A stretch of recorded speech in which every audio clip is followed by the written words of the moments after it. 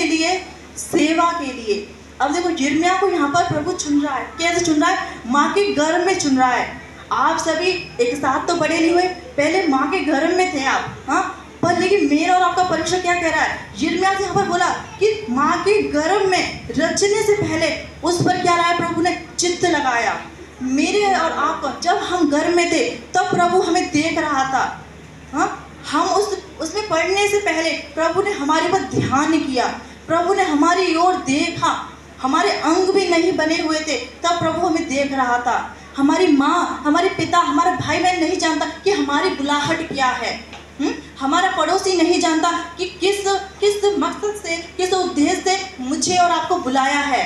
एक माँ जो 9 महीने पेट में रखती है, पर वो भी नहीं जानती कि मेरे बच्चे का फ्यूचर क्या होगा, क्या उद्देश्य होगा, क्या इसका भविष्य होगा, वो नहीं जानती है। क्या बुलाहट है वो नहीं जानती है। पर देखो यिर्मयाह से परमेश्वर क्या कहता है? मैंने तुझे माँ के गर्भ में पहले डलने से पहले ही तुझ पर चित्त लगाया, ध्यान लगाया है। मैं और आप, हम समझे कि प्रभु, सोचो हमें नहीं पता था कि हम सब अलग अलग हैं, अलग अलग तरीके से, हमारे अलग अलग जगह से हम लोग, हाँ, अलग अलग हमारी संस्कृति है, अलग अलग हमारा बोलने का तरीका है। पर लेकिन हम सोचो परमेश्वर है जो हमें जोड़े हुए है। और यिर्मयाह को यहाँ पर प्रभु बुला रहा है, उसकी बुलाहट है। अब वो क्या कह रहा है? यहाँ पर प्रभु ने उसे बुलाया कि मैंने तुझे उस गर्भ में रचने से पहले तुझ पर ध्यान लगाया और मैंने तुझे बुलाया। और हम देखते हैं जब प्रभु हमें बुलाता है तो हम कई बार क्या है, हम बहाना लगाते हैं, हाँ, हमारे पास बहाना है। यहाँ पर देखो हम पढ़ेंगे ना तो आगे जब वो कहता है, वो हम पर वो बहाना दे रहा है। जब मुझे और आपको प्रभु बुलाता है तो एक उद्देश्य के साथ में बुलाता है। यिर्मयाह के लिए परमेश्वर ने एक उद्देश्य रखा था, एक मिशन रखा था उसके जीवन में। और जब प्रभु ने उसे बुलाया तब वो यिर्मयाह क्या कर रहा है? यहाँ पर एक बहाना दे रहा है, जिससे मैं और आप देते हैं, अरे मैं तो पढ़ना नहीं जानती, हाँ, मैं तो बोलना नहीं जानती। हमें तो कोई परफेक्ट नहीं होता है जब प्रभु हमें बुलाता है, हाँ। जब प्रभु ने आपको चुना होगा तब आप कुछ नहीं जानते होंगे, प्रार्थना करना भी नहीं जानते होंगे। कई बार मैं तो बोलने में हिचकिचाता हूँ, मुझे तो कुछ समझना ही नहीं आता, कहते ना, मैं वचन पढ़ता तो मुझे समझना नहीं आता है। हम ऐसे बोलते हैं, हम क्या बहाना देते हैं, हाँ, हमारे पास बहाना। जैसे यिर्मयाह बहाना दे रहा है, वहाँ पर वो बता रहा है कि प्रभु मैं तो लड़का हूँ, उसने बोला मैं तो लड़का हूँ। हम बोलते हैं अगर यूसुफ को देखा जाए, जब प्रभु ने उसे दर्शन दिया तो कितने साल का था? 17 साल का था, वो था छोटा था, तब प्रभु ने उसे दर्शन दिया। आज मेरा जब प्रभु हमें बुलाए तो हम कैसे बहाने देते हैं कि प्रभु मेरी एज तो बहुत कम है, क्या मैं तेरे काम को कर पाऊंगा? ऐसे हम बहाना देंगे उसके लिए, बोलेंगे अरे मैं इतनी दूर रहता हूँ, क्या प्रभु मैं तेरे कार्य के लिए बढ़ पाऊंगा? क्या जिस काम के लिए, जिस शिक्षा के लिए तूने मुझे बुलाया है, क्या मैं वो कर पाऊंगा? हाँ, ये स्टडी के लिए तूने मुझे चुना है, क्या मैं कर पाऊंगा? हम ऐसे बोलते हैं, बहाना देते हैं। मेरे और आपके पास बहाना है। जैसे यिर्मयाह यहाँ पर कह रहा ना, मैं लड़का हूँ, मैं बोलना नहीं जानता, बहाना है। और मेरी क्यों, जब हम आगे पढ़े परमेश्वर कह रहा है, उसी साथ में पढ़ेंगे, परंतु यहोवा ने मुझसे कहा मत कह कि मैं लड़का हूँ, क्योंकि जिस किसी के पास मैं तुझे भेजूं वहां तू जाएगा और जो कुछ मैं तुझे आज्ञा दूं वही तू करेगा। अब सोचो, परमेश्वर जब हम बहाना दे रहे हैं तो प्रभु क्या कह रहा है? मत कह कि तू लड़का है। प्रभु आपसे कह रहा है मत बोलो कि आपके पास कोई बहाना है। परमेश्वर क्या एक अबुद्धिमान, हमारा परमेश्वर महाबुद्धिमान है मेरे भाइयों बहनों। वो सर्व सामर्थ्य परमेश्वर है और युक्तियों में कैसा है? अद्भुत युक्ति करने वाला। मेरी और आपकी योजना कैसी है? कई बार हम योजना बनाते हैं और कुछ समय बाद उसे भूल जाते हैं, पर मेरी प्रियो, जब प्रभु योजना बनाता है वो अद्भुत योजना बनाता है। क्यों? वो महाबुद्धिमान है। जो मेरे और आपके लिए जो योजना रखी है वो क्या है? वो बेस्ट योजना रखी है। मेरी आपकी योजना आज के लिए, कल के लिए वो खत्म हो जाएगी। पर देखो यहाँ पर जब यिर्मयाह को परमेश्वर ने बुलाता है, जब वो आपको बुलाता है, हमारी निर्बलता में वो हमें कहता है सामर्थ देता है, हमें वो बल देता है। और जब प्रभु आपको उद्देश्य दे, आपको वो बताए कि आपको किस उद्देश्य आपको अकेला नहीं छोड़ता है। परमेश्वर ने आपको बुलाया, दूसरा आपने बहाना दिया और परमेश्वर कह रहा है कि मत कह कि तू लड़का है। और फिर जब प्रभु हमें उद्देश्य दे के बुलाए तब प्रभु कहता है, हमें उद्देश्य देता है पर हमको अकेला नहीं छोड़ता है। क्या प्रभु ने आपको बुलाया? क्या आपको उस पल के लिए बुलाया या आज तक आपके साथ प्रभु है?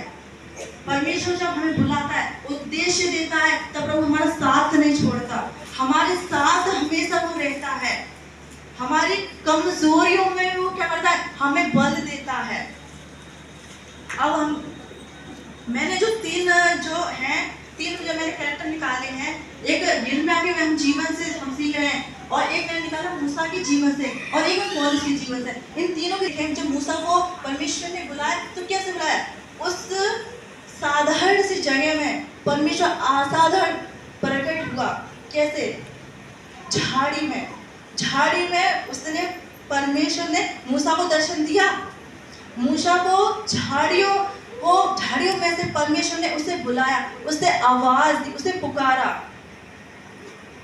मुझे और आपको भी जब प्रभु हमें बुलाएगा, एक ऐसा स्थान नहीं होगा, साधारण स्थान होगा जहाँ बैठे होंगे, और तब प्रभु आपको बुलाएगा। जैसे वो भेड़ बकरी चला रहा था, पर क्या हुआ?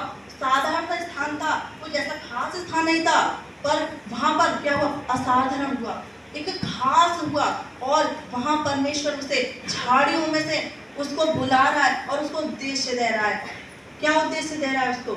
कि तू जा और मेरे 28 में पढ़ते हैं तो क्या है लिखा उसकी 23 में कि कान लगाकर मेरी सुनो, ध्यान धरकर मेरे वचन को सुनो। मूसा क्या कर रहा था? परमेश्वर की सुन रहा था, ध्यान दे रहा था। कई बार मैं और आप, परमेश्वर हमें बुलाता है, हम ध्यान नहीं देते हैं, कान नहीं लगाते हैं। ये जवानों के लिए है।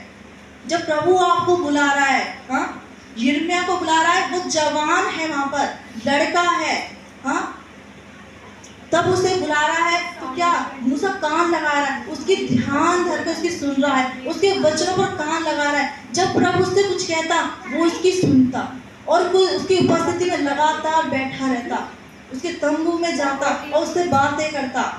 एक मूसा का ऐसा व्यक्ति है जिसने आमने सामने बातें की परमेश्वर से, हाँ, क्या की? आमने सामने बातें की। मूसा एक ऐसा व्यक्ति है, वो खास नहीं था। अब सोचो, मूसा बहुत सुंदर दिखता हो, बहुत अच्छा हो, नहीं, वो बोलने में भद्दा था। जब परमेश्वर ने उसे बुलाया तो देखते हैं कि वो वहां पर मूसा भी बहाना दे रहा है। क्या बोल रहा है? प्रभु, मैं तो बोलने में भद्दा हूं, मैं तो बोल नहीं सकता, हकलाता था वो। अब सोचो, हम सोचते हैं अरे परमेश्वर मुझे क्यों चलेगा, मैं तो बहुत बेकार हूँ, मैं तो बोल नहीं सकती। हाँ, देखो, परमेश्वर कभी किसी परफेक्ट को नहीं चुनता है, पर जिसे चुनता है उसे परफेक्ट बना देता है। हाँ, मैं जब आई तो मैं परफेक्ट नहीं थी। हाँ, जहाँ जितने भी जवान बैठे हैं जो सीख कर यहाँ से गए हैं, वो परफेक्ट नहीं थे। उन्हें जब चुना वो साधारण थे, कुछ नहीं आता था, पर जब प्रभु ने उन्हें चुना तब उन्हें असाधारण बना दिया, उन्हें ऐसा बना दिया कि लोग उनके जीवन से उनके सीखने लगे। हाँ, जब मूसा को परमेश्वर ने चुना तब वो क्या है? बोल नहीं पा रहा है, भद्दा है बोलने में। अब सोचो, हमें से तो कोई भद्दा नहीं बोलने में, हम तो अच्छा बोलते हैं, तो क्या हमें कान नहीं लगाना चाहिए? उसकी बातों पर ध्यान नहीं देना चाहिए? अब मूसा के जीवन से परमेश्वर के अद्भुत काम किए। हाँ, कैसे परमेश्वर उसके साथ रहा। जब इजरायलियों को उस गुलामी से निकालने का मिशन परमेश्वर ने मूसा को दिया, तब क्या हुआ?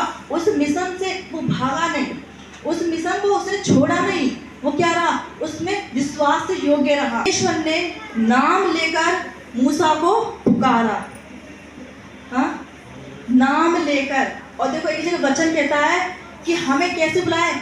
नाम लेकर बुलाया है। अब कोई ये नहीं कह सकता कि नहीं मेरा नाम लिया, परमेश्वर ने नाम लेकर बुलाया है हमें। मैं और आप उसके क्या है? नाम लेकर प्रभु ने हमें यहाँ बैठाया है। और एक और पढ़ेंगे निर्गमन 3 का 7 और 8।